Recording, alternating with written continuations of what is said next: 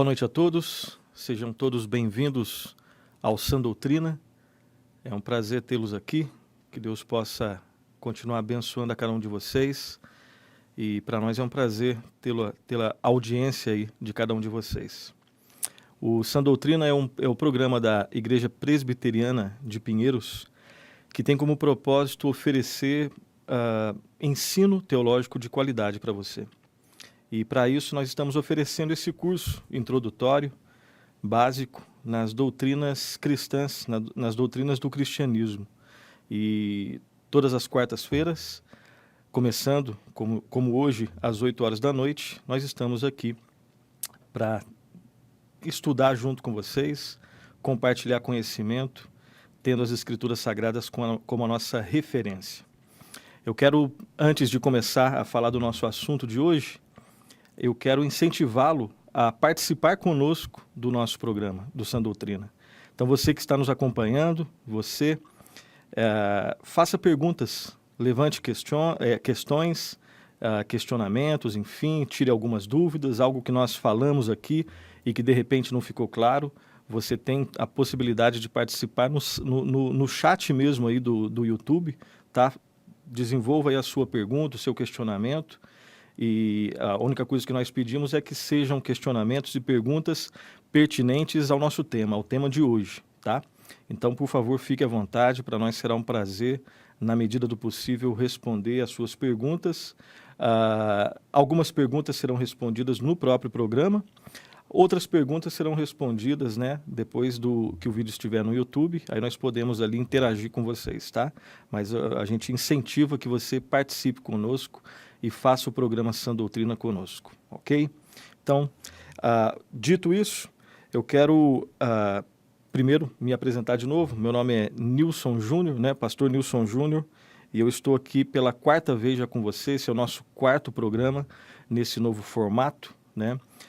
De aula, palestra, para que a gente possa conversar um pouco mais, de uma maneira um pouco mais aprofundada, de uma maneira um pouco mais abrangente, sobre alguns temas da teologia, sobre alguns temas das Escrituras.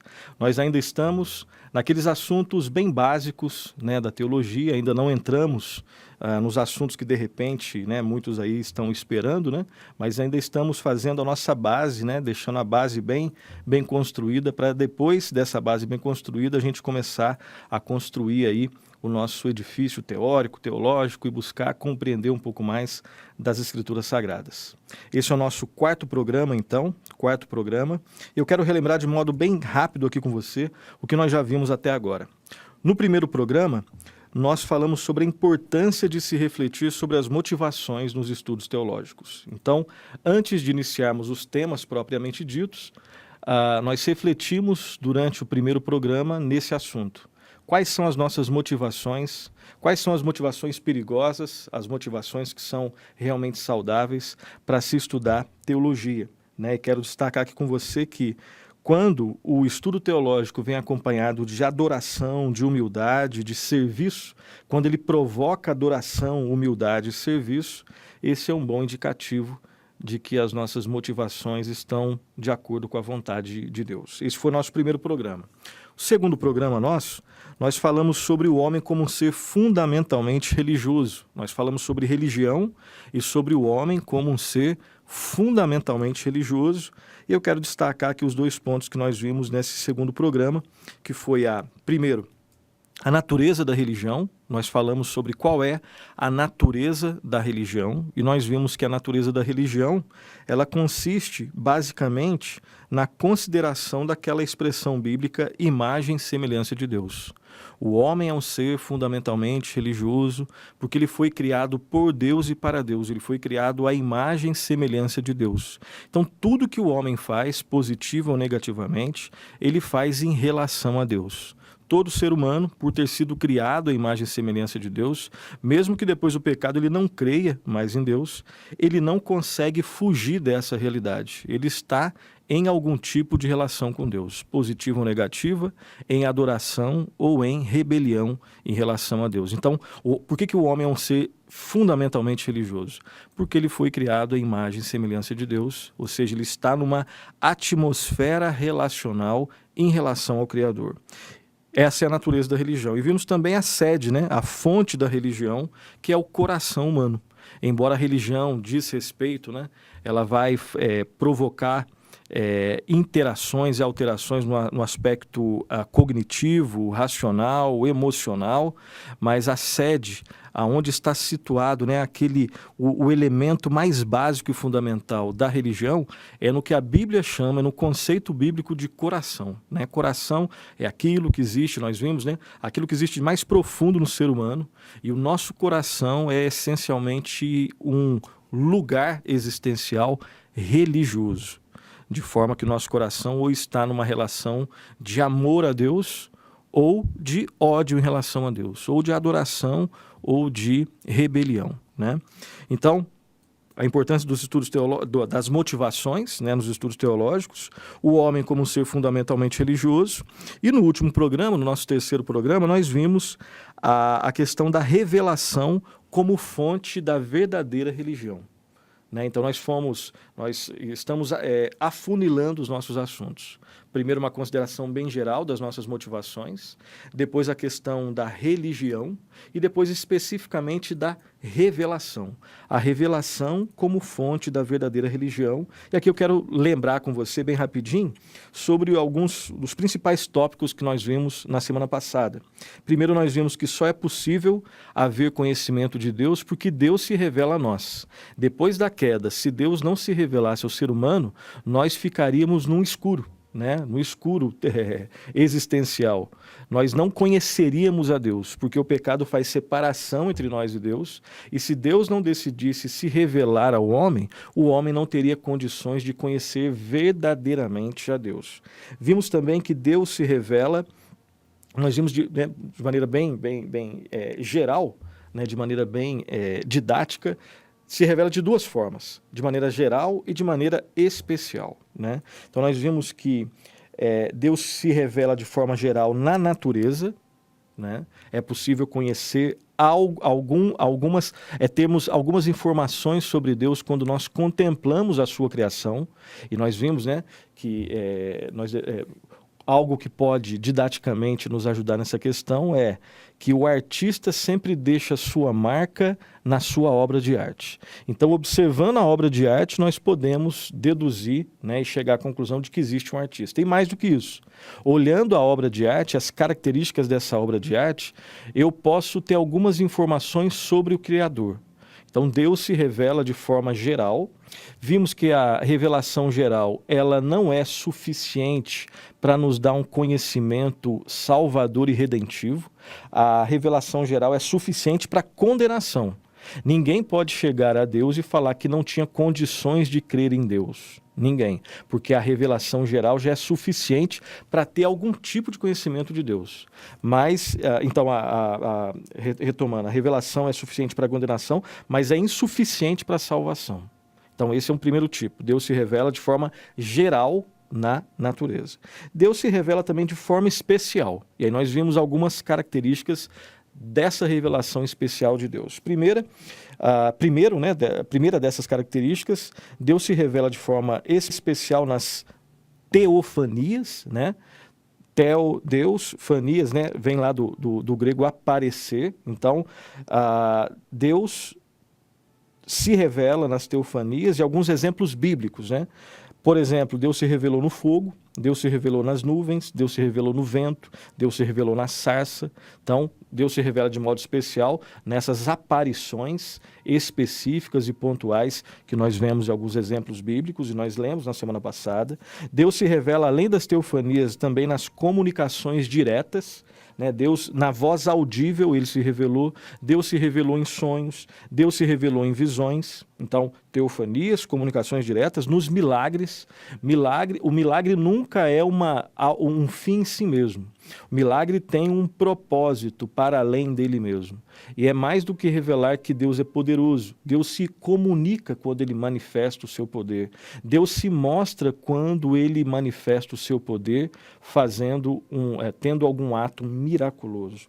Deus, em quarto lugar, Deus se revela de forma plena em Jesus Cristo, que a Bíblia chama do Verbo eterno, né? A palavra encarnada.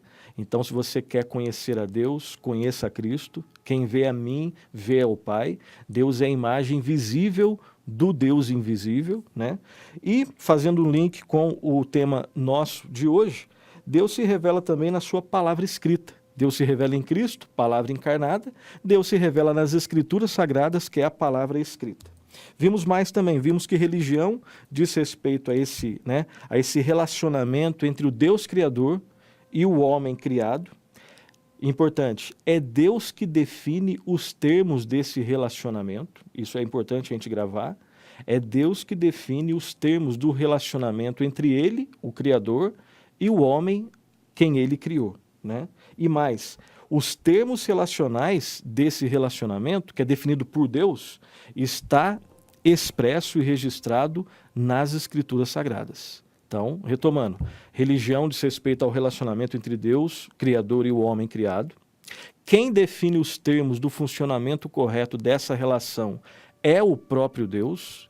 E onde que está escrito, né, onde está registrado os termos dessa relação? Nas Escrituras Sagradas. Tá? Isso aqui é muito importante. E só há, isso aqui é uma frase que eu até repito aqui, que disse na semana passada, só existe, se a gente considerar o que nós dissemos até agora, só existe uma religião verdadeira. Por quê? Porque só existe um tipo de relacionamento correto com Deus, que é o que ele mesmo definiu e prescreveu nas Escrituras Sagradas. Então, por mais que às vezes possa ser polêmico, mas quando nós temos a intenção de entender esses temas do ponto de vista da Escritura, nós podemos chegar tranquilamente nessa afirmação. Só existe uma religião verdadeira, porque só existe um tipo de relacionamento com Deus, que é um relacionamento correto com Deus, né? Que é o relacionamento que o próprio Deus prescreveu nas Escrituras Sagradas. Então, o registro da revelação sobre como deve ser esse relacionamento está na Bíblia. E esse é o nosso tema de hoje. Então, nós começamos, os princípios para se estudar teologia, religião, depois fomos afunilando na questão da revelação e hoje especificamente na questão do Escrituras Sagradas, tá? Das Escrituras Sagradas. Então, é a partir daqui que nós vamos começar o tema de hoje. Tudo bem? Então, você que tiver alguma pergunta aí, por favor, vai anotando, depois escreve lá no chat. Se a gente não conseguir responder hoje, a gente responde depois, tá? Mas participe conosco para a gente ir construindo o entendimento sobre as Escrituras Sagradas. Quero começar o tema de hoje, as Escrituras Sagradas, a parte 1, com duas perguntas e quero que você reflita aí onde você estiver, anote, enfim, busque responder silenciosamente, audivelmente, fique à vontade. Primeira pergunta: que referência você usa para a construção das suas ideias? Essa é a primeira pergunta. Que referência você usa para construir as suas ideias, seja de que assunto for, né? Quando você pensa sobre economia, qual que é a referência que você usa? Quando você pensa sobre teologia, qual que é a referência que você usa? Quando você pensa sobre relacionamento, você tem uma opinião sobre isso. O relacionamento deve ser assim, não deve ser assim. Qual que é a referência que você usa quando você constrói as suas ideias? Essa é a primeira pergunta. É importante pensar nisso. E a segunda pergunta é a seguinte: quão confiável é essa sua referência? Entenderam? Deu para pegar? Primeira pergunta: que referência ou quais referências, pode ser mais de uma, enfim, né, você usa para construir suas ideias? Essa é a primeira pergunta. Segunda pergunta é quão confiável é, ou quão confiáveis são a referência ou as referências que você usa para construir as suas ideias. Quando a gente pensa em Escritura Sagrada, em revelação, a gente está pensando, em referência e a gente está pensando em quão confiável é a referência, porque nós vamos defender aqui que a única referência confiável para se pensar teologia, e mais do que isso, porque lá no primeiro estudo nós vimos que teologia tem a ver com a vida, mas voltando à questão teológica, a única referência confiável, segura, sólida, para se pensar, para se construir ideias sobre quem nós somos, quem Deus é, o que é pecado, como resolver o problema do pecado, o que é salvação, existe céu? Será que, da onde que nós viemos? Será que existe vida após a morte? Como que, né, a maneira como você responde essas questões, sejam elas corretas ou incorretas, a maneira como eu respondo essas questões vai revelar necessariamente que eu tenho referências para construir as minhas ideias sobre isso. A questão é, eu tenho consciência de quais são as minhas referências? E, segundo lugar, essas referências que eu uso para construir, para responder essas questões, que todo mundo faz, elas são confiáveis? Ela é confiável, essa referência? Isso é importante a gente pensar. Em outras palavras, eu estou perguntando o seguinte: sobre qual fundamento você edifica as suas ideias? Sobre a rocha da palavra ou sobre a areia do humanismo? Estou fazendo um eco aqui de um texto bíblico, quando Jesus Cristo fala sobre os dois fundamentos. Você constrói a sua vida na rocha que é Cristo ou na areia das suas próprias ideias? Aí aqui eu estou tentando fazer, parafraseando aí essas palavras de Cristo e tentando colocar na nossa questão aqui. Sobre qual fundamento você constrói as suas concepções de certo ou errado, as suas ideias, seja do que for? Sobre a rocha da palavra ou sobre a areia do humanismo? Você constrói as suas ideias sobre a vida, tendo Cristo, tendo a palavra de Deus como centro, como o norte, como a fonte, a referência, ou sobre o homem como centro de tudo?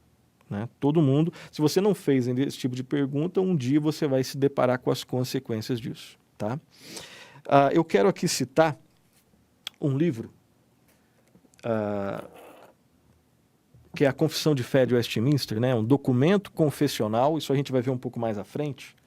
É um documento lá do século XVII, é um documento confessional que, basicamente, o nome já meio que indica um pouco, é uma confissão de fé. Ou seja, esse livro aqui professa algum tipo de fé. O conteúdo da Confissão de Fé de Westminster diz algumas coisas sobre o que as pessoas que escreveram esse livro creem acerca das Escrituras. Okay?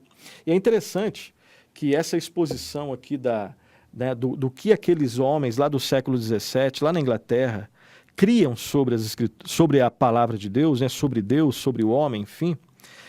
O primeiro capítulo não começa com a doutrina de Deus. O primeiro capítulo da Confissão de Fé de Westminster é da Escritura Sagrada.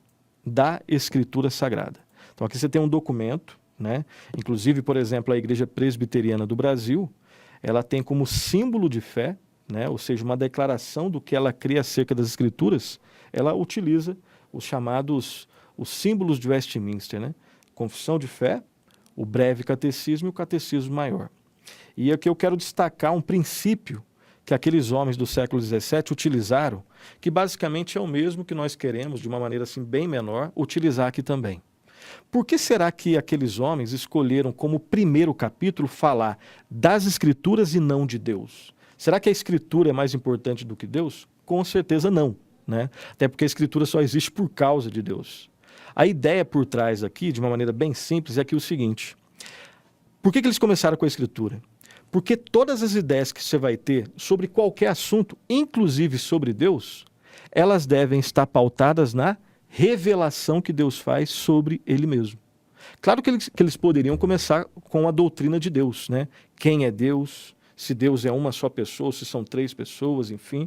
Mas eles decidiram intencionalmente, conscientemente, primeiro capítulo, falar sobre as Escrituras. O que é a Escritura Sagrada? Ou o que são as Escrituras Sagradas? Quais são os seus atributos? As Escrituras foram inspiradas? E o que significa ser inspirado? A Escritura pode ser inspirada. A Escritura pode errar? Ela é inerrante ou ela pode errar? Então, primeiro eles fizeram as considerações bíblicas sobre a própria Escritura, para depois construir o conhecimento, as concepções que eles vão ter sobre quem é o homem, o que é pecado, o que é salvação, o que é predestinação, o que é livre-arbítrio, as questões todas. É porque tudo que nós pensamos ou está em concordância com a Escritura, ou está em discordância da Escritura. Então, existe um princípio por trás desse método que os teólogos lá de Westminster utilizaram. Eu começo com a Escritura. E é basicamente isso que nós queremos fazer de uma maneira bem introdutória, como é o nosso curso, bem básica. Nós vamos falar, antes de falar quem é Deus, nós vamos falar sobre a revelação que Deus faz sobre Ele mesmo. Porque se esse livro aqui não for confiável, o que surge dele também não é confiável. Agora, se esse livro aqui é palavra de Deus, aí nós podemos, construir as nossas ideias baseadas nesse livro. Se esse livro não é a palavra de Deus, mas só contém a palavra de Deus, em outras partes ele não contém a palavra de Deus, então esse conhecimento não é tão seguro assim. Agora, se esse livro é palavra de Deus desde a primeira letra até a última letra, aí sim nós podemos construir as nossas concepções sobre quem nós somos e sobre quem Deus é, seguramente nele. Então, espero que você tenha entendido esse nosso princípio, é começar com a Escritura, desenvolver com a Escritura e terminar com a Escritura. Ou o nosso pensamento é bíblico, ou o nosso pensamento não vai honrar ao Deus que escreveu, que usou homens para escrever a própria Escritura. Então, esse era o princípio que eles utilizaram, e mesmo assim eu faço a pergunta, será que as Escrituras são confiáveis? E a proposta nossa hoje é basicamente estudar, tentar responder essa questão, olhando para o que a própria Escritura fala dela mesma. Tá? Então eu quero desenvolver 2 tópicos com vocês no dia de hoje, nessa noite aí junto com vocês. Primeiro, a necessidade da Escritura, ou a necessidade das Escrituras. Às vezes os autores utilizam no plural ou no singular. Então aqui às vezes a gente vai falar da Escritura ou das Escrituras, basicamente a mesma coisa. Então, por que as Escrituras são necessárias? Essa é a primeira questão. Por que as Escrituras são necessárias? Depois da queda, as Escrituras são uma necessidade para revelar quem Deus é. Depois da queda, perceba que não existiam Escrituras, como nós temos hoje, antes da queda. Porque o homem tinha um conhecimento de Deus perfeito. Perfeito. Não existia pecado, não existia distorção no aspecto espiritual, no aspecto relacional, no aspecto racional, no aspecto cognitivo, no aspecto dos sentimentos. Não existia. Então o homem tinha um conhecimento perfeito de Deus. Não era um conhecimento exaustivo, obviamente, mas não existia imperfeição, não existia mancha, não existia distorção na maneira como o homem olhava e entendia Deus. Depois da queda, o conhecimento do homem ele é distorcido, ele é caído.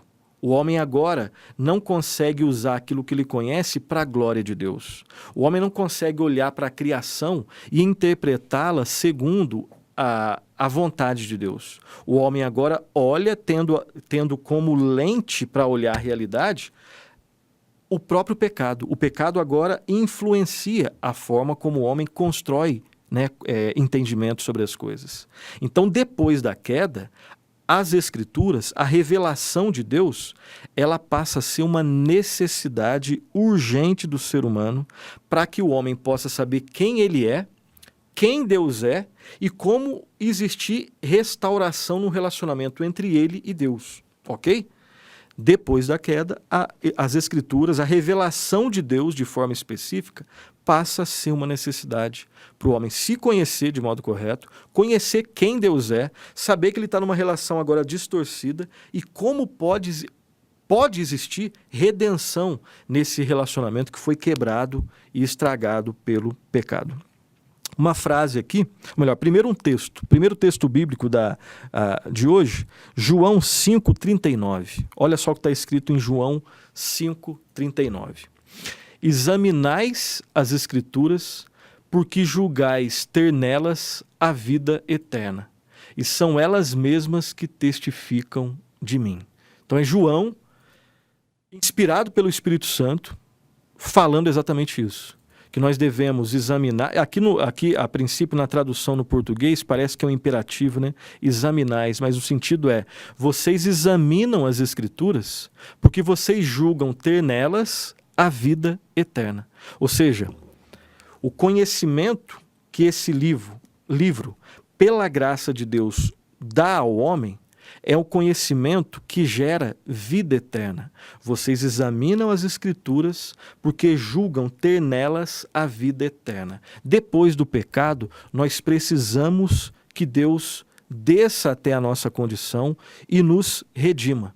E ele faz isso se revelando, de modo geral na natureza, de modo específico, registrando a sua vontade num livro que é passível de ser lido e compreendido. Tá? Então, esse é o primeiro texto e, basicamente, é isso que eu queria falar para vocês sobre a necessidade das Escrituras. As Escrituras não são um anexo que poderia ser dispensado, não. Sem as Escrituras, sem a revelação de Deus nesse livro, em linguagem humana, nós não sabemos quem nós somos e não sabemos quem Deus é. E nós não sabemos como restaurar aquilo que foi perdido. Ou como que se dá essa restauração. Porque, na verdade, a Bíblia não diz que nós restauramos. Ela diz que nós devemos crer naquele que restaura. Mas sem isso, tudo isso a gente só sabe porque Deus revelou a sua vontade. Ninguém, ao contemplar o céu,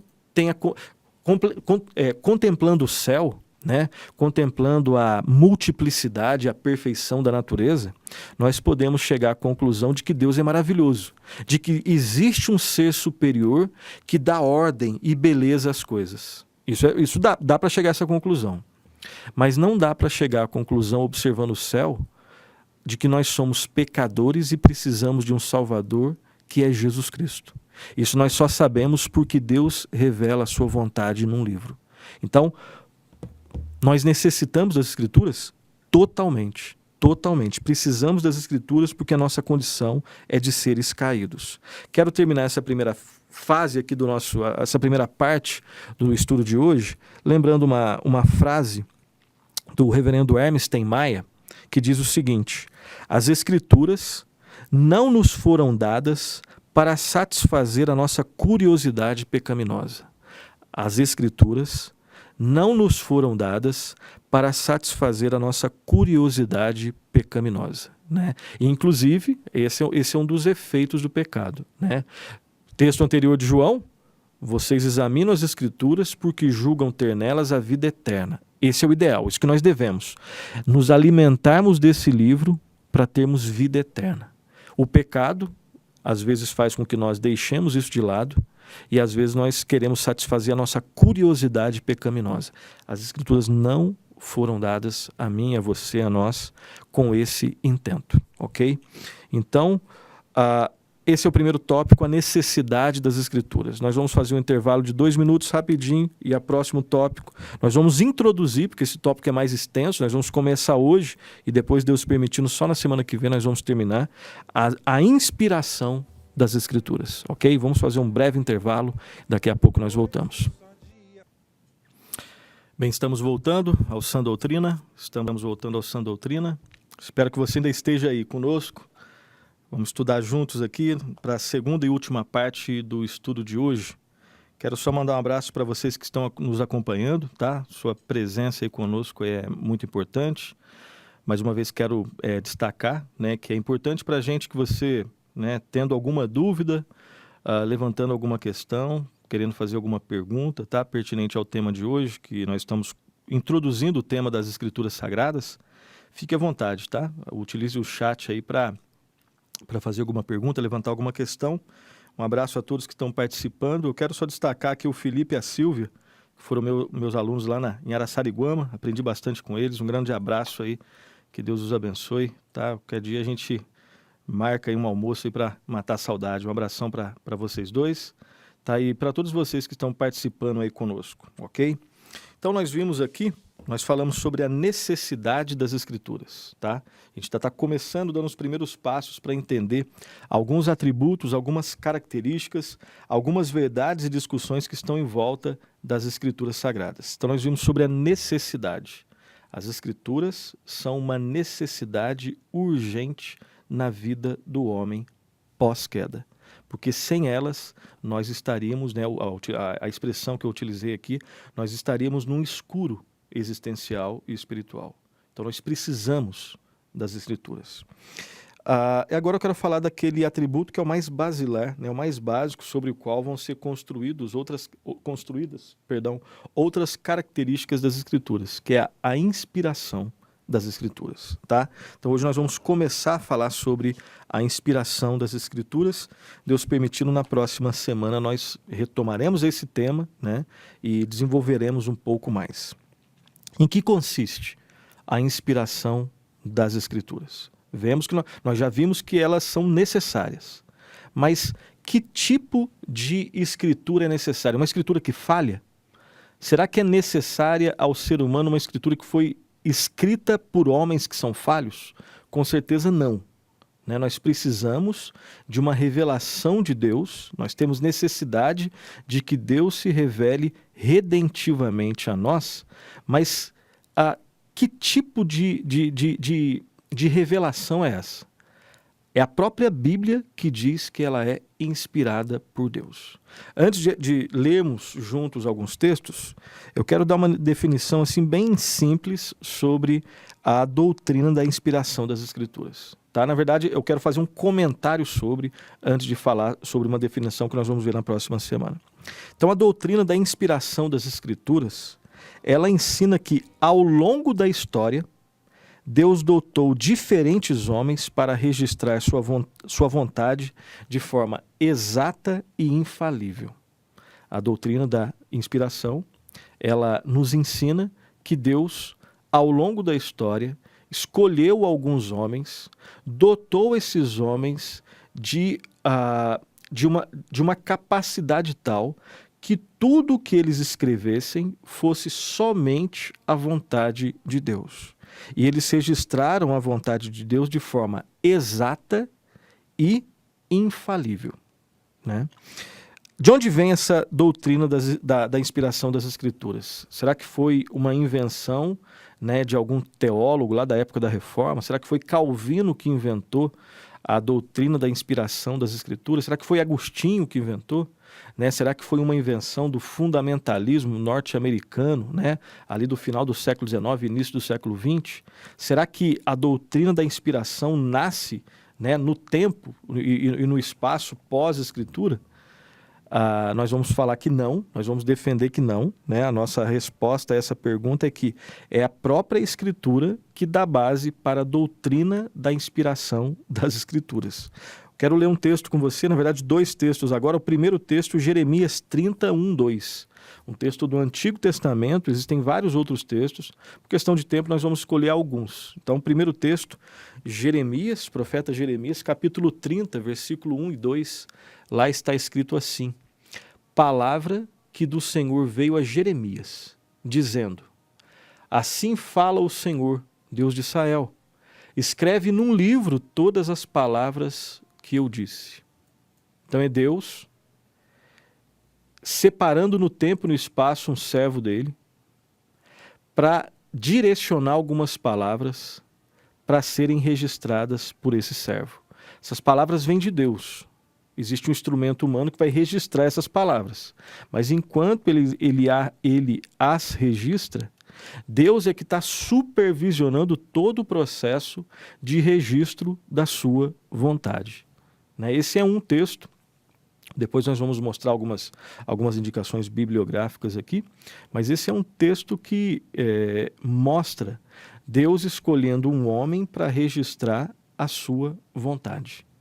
Né? Deus sendo poderoso, né? Todo-poderoso, onipotente, onipresente, onisciente, tendo domínio sobre absolutamente tudo, é claro, né? Claramente, ele vai supervisionar todo esse processo, de forma que a sua vontade será escrita tal qual ele intenta, da forma como ele quer. Um segundo texto, lá no Novo Testamento agora, a segunda carta de Paulo a Timóteo, lá está escrito assim, capítulo 3, versículo 16. 2 Timóteo, capítulo 3, 16, está escrito assim. Esse é o texto, né, um pouco mais conhecido. Toda a Escritura é inspirada por Deus e útil para o ensino, a repreensão, a correção, para a educação na justiça.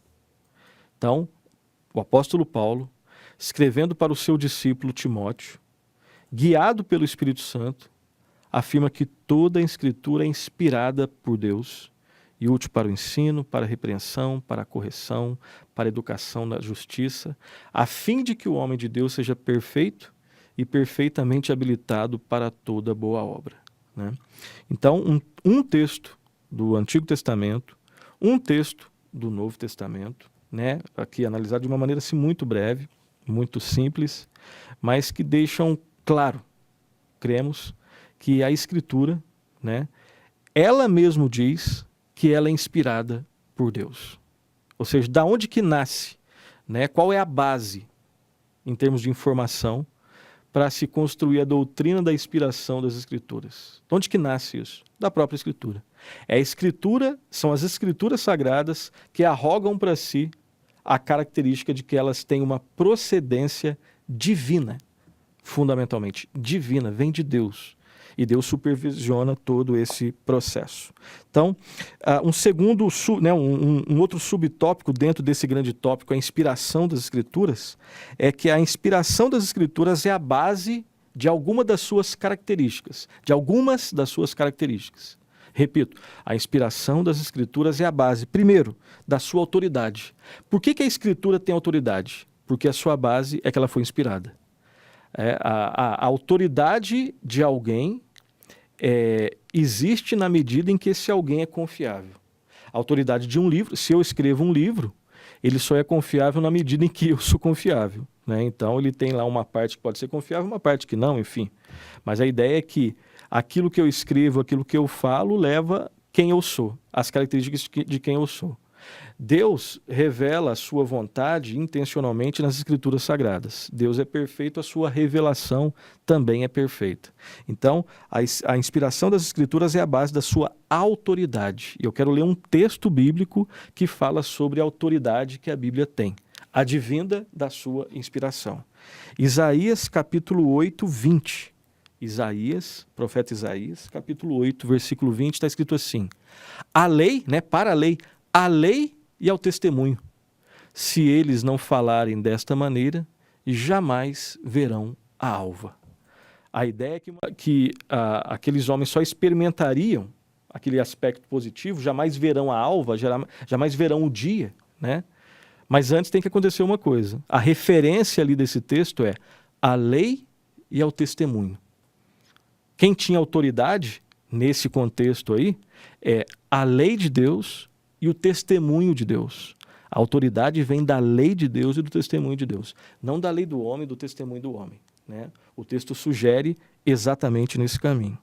A inspiração, além de ser a base da autoridade, é a base também da clareza da Escritura.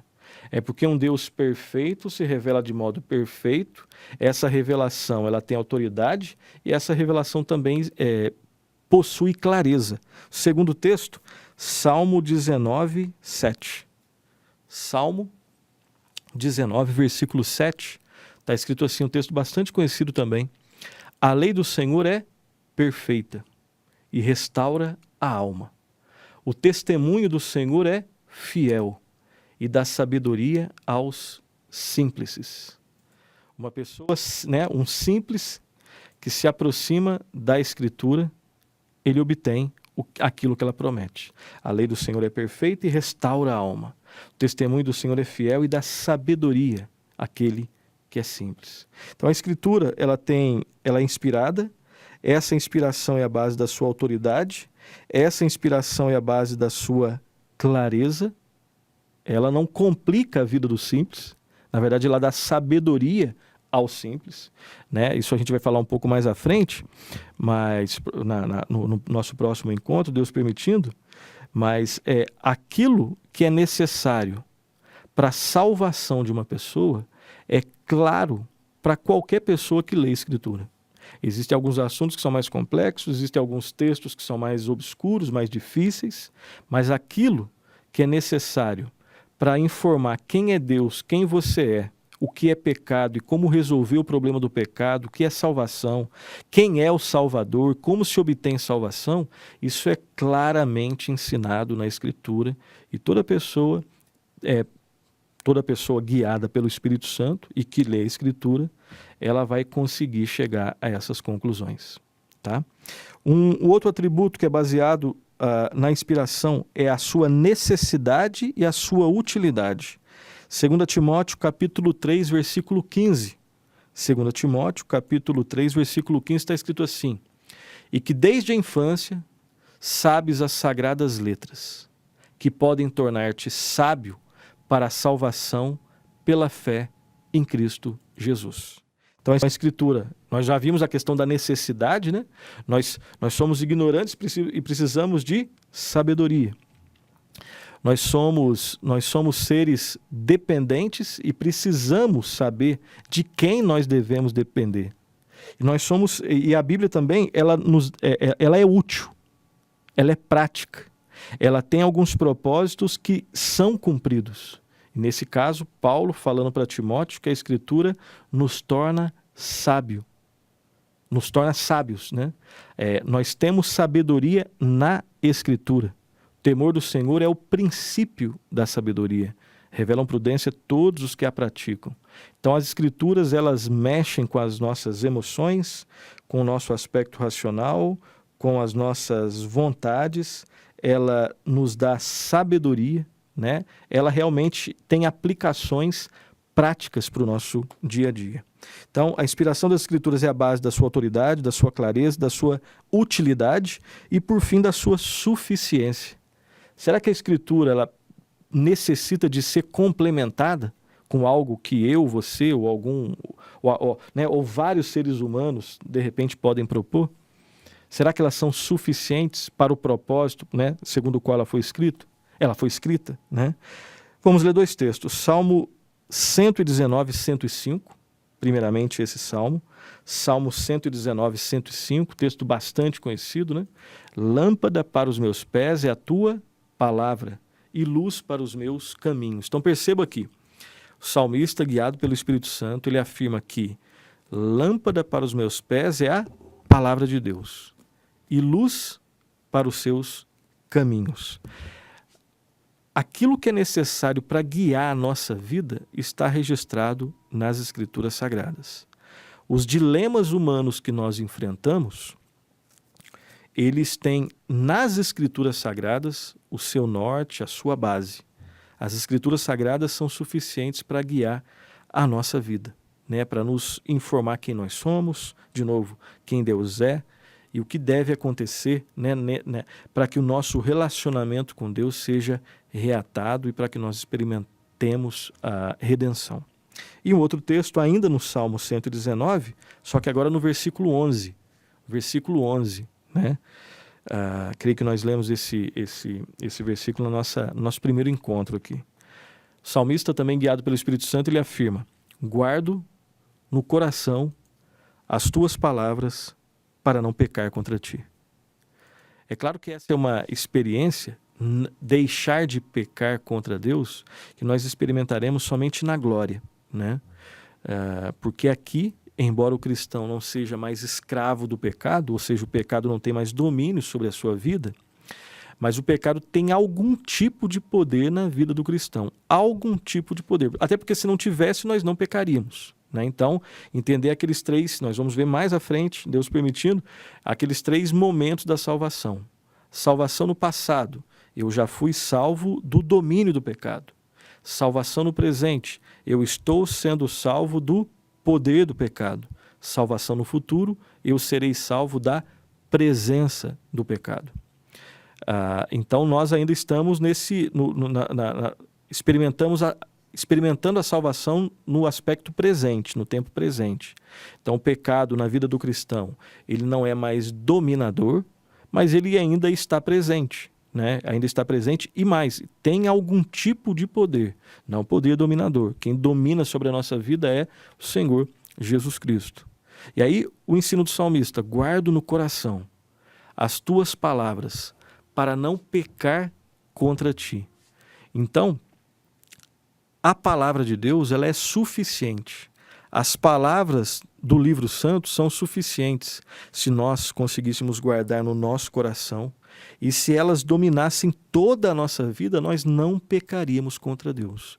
Ela é totalmente suficiente para nos mostrar aquilo que Deus requer de nós e o que nós devemos, né, o tipo de vida que Deus quer que nós vivamos. A palavra é totalmente suficiente para a finalidade segundo a qual Deus a escreveu, Deus a registrou. Então, a inspiração é a base da autoridade, da clareza, da utilidade, da suficiência. E nós vamos terminar nosso encontro de hoje respondendo a seguinte pergunta: como se deu a inspiração? Como que aconteceu a inspiração? Duas propostas erradas, né, duas ideias erradas sobre como foi essa inspiração e uma ideia que nós consideramos que seja a mais bíblica, né? Então a pergunta é: como se deu a inspiração? Existe uma proposta que diz que a inspiração foi mecânica. Como que seria essa inspiração mecânica? A proposta da inspiração mecânica ensina que Deus ditou as palavras aos homens e os homens foram meros copistas que registravam de forma mecânica o que era ditado. Então alguns entendem que a inspiração se deu dessa forma, né? Deus escolheu os homens e foi ditando aquilo que eles deveriam escrever de forma mecânica. Essa é a proposta, né, em linhas bem simples, a explicação, né, de como se deu a inspiração de forma mecânica. Cremos que essa proposta não honra aquilo que a Bíblia ensina, né, porque você vê dinamismo, um certo dinamismo no registro da Escritura. Você vê diferenças de estilos, você vê diferença de temperamentos, né, dos vários autores. Eles têm nível de educação cultural diferentes uns dos outros. Existe uma diferença temporal entre o registro de um livro, né? Gênesis e Jó, principalmente, né, foram livros que foram escritos num período muito diferente das cartas paulinas. Então você tem uma diferença cultural, contextual, histórica, enfim. Essa é uma primeira proposta, então, a proposta de inspiração mecânica. A segunda proposta é a chamada inspiração dinâmica, né? E embora eu tenha usado essa palavra no meu comentário atrás, quem defende a inspiração dinâmica defende mais ou menos a seguinte ideia: que a inspiração afetou apenas os escritores, mas não os escritos. Então Deus dotou com alguns dons os homens, mas não necessariamente aquilo que eles escreveram, né? Assim como todos os cristãos, todo cristão tem dom, todo cristão tem algum tipo de dom. Alguns têm muitos dons, né? Outros têm um ou dois dons, enfim, não é esse o nosso assunto hoje. Mas a ideia de quem entende a inspiração do ponto de vista dinâmico parte do pressuposto que Deus deu dom aos homens. Agora, não significa que ele deu o dom no momento, não deu o dom àquilo que eles estavam escrevendo. Quem parte desse princípio considera a possibilidade de que nem toda a Escritura seja palavra de Deus. Tá? Então nós temos duas propostas que existem aí na história da igreja cristã, na história, né, da interpretação cristã, na história da teologia: a inspiração mecânica, a inspiração dinâmica, e que nós cremos que não honra aquilo que a Bíblia ensina. Nós defendemos que a inspiração ela foi orgânica. E o que significa isso? A proposta, né, de explicação da inspiração orgânica ensina que o Espírito Santo agiu sobre os escritores de uma forma orgânica, ou seja, usando o caráter de cada um, o temperamento de cada um, os dons, os talentos, a educação, a cultura, o vocabulário e o estilo próprio de cada um, com o propósito de que eles registrassem somente a vontade de Deus. Então Moisés é um personagem num contexto específico, que tinha um temperamento específico, dons específicos, e Deus se utilizou de Moisés organicamente, de forma que quando Moisés escreveu os livros que ele escreveu, ele levou o seu estilo humano para os seus escritos, mas ao mesmo tempo só escreveu aquilo que Deus intentou. A mesma coisa com Paulo, a mesma coisa com João, né? João escrevia filhinhos. O jeito de tratar específico dele. Deus preservou? Claro que preservou, organicamente.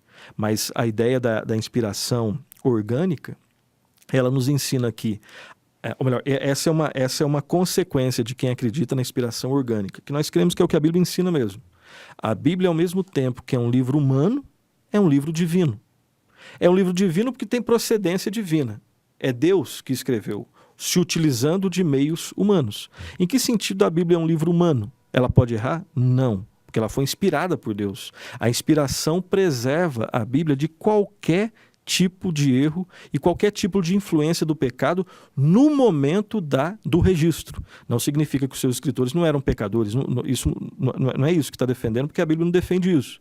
Mas significa que no momento do registro da vontade de Deus, Deus preservou o registro e os homens de que eles pecassem naquele momento. Então, ao mesmo tempo que a Bíblia é um livro divino, vem de Deus, origem divina, ela é um livro humano porque foi escrito em linguagem humana. Uma implicação prática para a gente disso. Como livro humano, a Bíblia deve ser aberta e lida e estudada.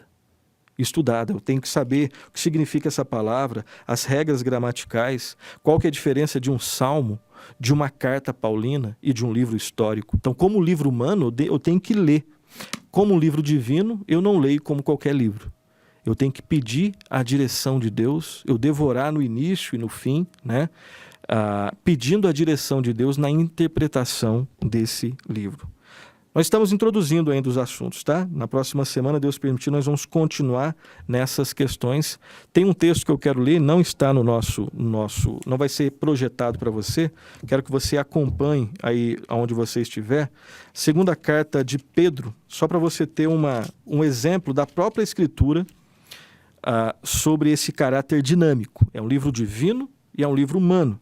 Segunda carta de Pedro, capítulo 3, versículo 15 e 16. Aqui então, olha só, é Pedro, guiado pelo Espírito Santo, falando de um outro autor, falando de Paulo. Olha só o que Pedro diz aqui. Segunda de Pedro 3, 15 e 16. Está escrito assim: E tende por salvação a longanimidade de nosso Senhor, como igualmente o nosso amado irmão Paulo vos escreveu, segundo a sabedoria que lhe foi dada. Ao falar acerca destes assuntos, como de fato costuma fazer em todas as suas epístolas, nas quais há certas coisas difíceis de entender, que os ignorantes e instáveis deturpam, como também deturpam as demais escrituras para a própria destruição deles. Então, olha só, aqui está falando de muita coisa, né? Mas quero destacar só um detalhe que tem a ver com o que a gente está falando. Pedro diz que Pedro, inspirado pelo Espírito Santo, diz que Paulo às vezes escreve coisas difíceis de entender. Então, só nesse texto aqui, você tira a inspiração mecânica, que diz que não tem, que o texto foi escrito de forma mecânica, como se Deus só ditasse, como se fosse um ditado que as pessoas escrevessem, que os autores escrevessem de forma mecânica. Isso não foi o que escreveu, ou melhor, não é o que a gente pode depreender desse texto. Não foi de forma mecânica e muito menos de forma dinâmica. Deus inspirando somente os homens e não o texto em si. Né? Cremos que na inspiração orgânica é aquilo que realmente a gente pode retirar das Escrituras, né? Depreender das Escrituras. Deus é o autor divino das Escrituras, ele supervisionou todos os aspectos do registro, e não só do registro, da manutenção de todo o processo das Escrituras, de forma que absolutamente nada poderia e pode sair do controle de Deus. A Bíblia é um livro humano, a Bíblia é um livro divino. Mesmo como um livro humano, ela não leva absolutamente nada de pecado, porque Deus supervisionou todo esse processo. Deus preservou as características dos escritores, né? Nesse sentido também é um livro humano, porque Deus preserva as características de cada um, o estilo de cada um. E Deus, de forma perfeita, domina sobre absolutamente todos os momentos da inspiração e da preservação do que nós chamamos de cânon bíblico, né? E quero terminar o nosso programa lembrando que a Bíblia é a palavra de Deus, né? Palavra de Deus inspirada, inerrante, autoritativa, ou seja, tem toda a autoridade naquilo que ela afirma, e suficiente. Ela não é passível de ser complementada por absolutamente nada. E na próxima semana nós vamos levantar aquela questão. Você já deve ter ouvido falar aí, né? Ou ler em algum lugar. A Bíblia, ela é ou ela contém a palavra de Deus? Qual que é o perigo, né, da gente chegar à afirmação de que ela somente contém a palavra de Deus? Até onde vai a inspiração? Né? Qual que é a extensão da inspiração do Espírito Santo nas Escrituras? Será que toda realmente a Escritura foi inspirada ou tem algumas partes, né, que podem errar? Em partes, algumas pessoas dizem, né, em partes doutrinárias a Bíblia é certa, agora em partes históricas não dá para confiar muito não. Qual que é a base de quem pensa assim? E o que que a Bíblia responde àqueles que pensam assim?